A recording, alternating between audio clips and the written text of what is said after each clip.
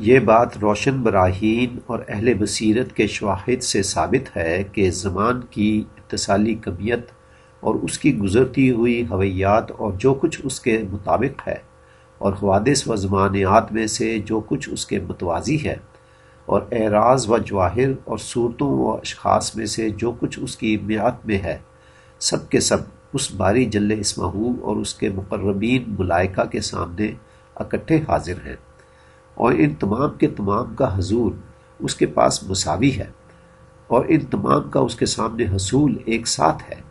ان میں سے کسی کے لیے نہ تو کوئی تقدم ہے اور نہ کوئی تاخر ہے، اور ان میں نہ تو زمانی قرب و بعد کے لحاظ سے کوئی فرق ہے اور نہ ہی مکانی حضور و غیبت کے لحاظ سے، اور جو کچھ بھی اس زمان کے لیے ثابت ہوتا ہے تو اس کے بعض حصوں کے بعض کے ساتھ تقابل کی وجہ سے ہے، اس قیاس کے ساتھ کہ اس خدا کا علم کل کا احاطہ کیے ہوئے ہے،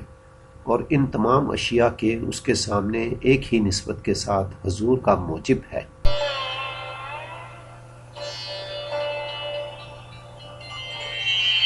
انسان کے عقلی و روحانی سفر کا صحیح معنوں میں آغاز اس وقت ہوتا ہے جب وہ کلی امور سے متعلق اپنی حقیقی عقل کو صحیح سمت عطا کرتا ہے، اور یہ صحیح سمت ہے خدا اور اس کے ملائکہ سے متعلق کلی امور پر غور و فکر کرنا۔ ملا صدرہ کی یہ تحریر ہماری توجہ مبذول کروا رہی ہے اسی قسم کے ایک کلی امر کی طرف، یعنی خدا کی زمان سے ماورائیت کی طرف۔ خدا زمان ہی سے نہیں بلکہ مکان سے بھی ماورا ہے۔ خدا کی مکان سے ماورائیت کو ہم اپنے نفس پر غور کر کے آسانی سے سمجھ سکتے ہیں، کیونکہ انسانی نفس مکان و جہات سے ماورا ہے، لیکن زمان سے خدا کی ماورائیت سمجھنے کے لیے قدرے زیادہ تفکر کی ضرورت ہے۔ زمان سے ماورا ہونے کا یہ مطلب ہرگز نہیں ہے کہ زمان خدا کے وجود سے خالی ہے، بلکہ اس کے زمان سے ماورا ہونے کا مطلب یہ ہے کہ اس کی ذات و صفات کو کسی ایک زمانے تک محدود نہیں کیا جا سکتا، بلکہ الٹا پورے کا پورا زمانہ اور اس کے اندر پائی جانے والی تمام اشیاء اور واقعات کا علم خدا کے اندر ایک ساتھ حاضر ہیں، خواہ یہ واقعات کتنی ہی صدیوں پہلے کے ہوں یا کتنی ہی صدیوں بعد کے ہوں۔ گویا ماضی، حال اور مستقبل صرف ہم انسانوں کی تقسیم ہے جو زمان و مکان کے اندر رہتے ہیں، جبکہ زمانے سے ماورا خدا کو ان تینوں کے واقعات اور اشیاء کا علم ایک ساتھ آنکھ جھپکنے کی طرح ہے۔ اسی لیے خدا نے قرآن میں فرمایا وَمَا أَمَرْنَا إِلَّا وَاحِدَةٌ كَلَمْحٍ بِالْبَصَرِ، اور ہمارا امر صرف اور صرف واحد ہے جیسے آنکھ کا جھپکنا۔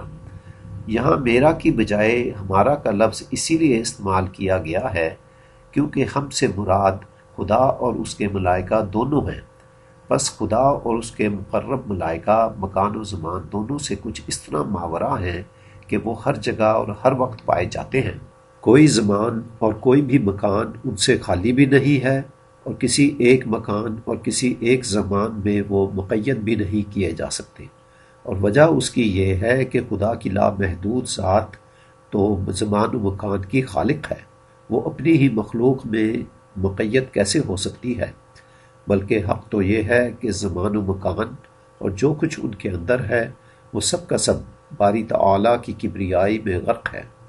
اسی لیے قرآن میں ارشاد ہے وَقَانَ اللَّهُ بِكُلِّ شَيْءٍ مُحِيطٌ، اللہ تمام اشیاء کا احاطہ کیے ہوئے ہے، لیکن یہ احاطہ کوئی مکانی احاطہ نہیں ہے جیسے کسی کمرے کی دیواریں کمرے کو محیط ہوتی ہیں، بلکہ خدا کا یہ احاطہ ایک علمی احاطہ ہے، جیسے خدا اس آیت میں فرما رہا ہے ان اللہ قد احاطہ بکل شیء علما، اللہ ہر شے کو علمی طور پر احاطہ کیے ہوئے ہے۔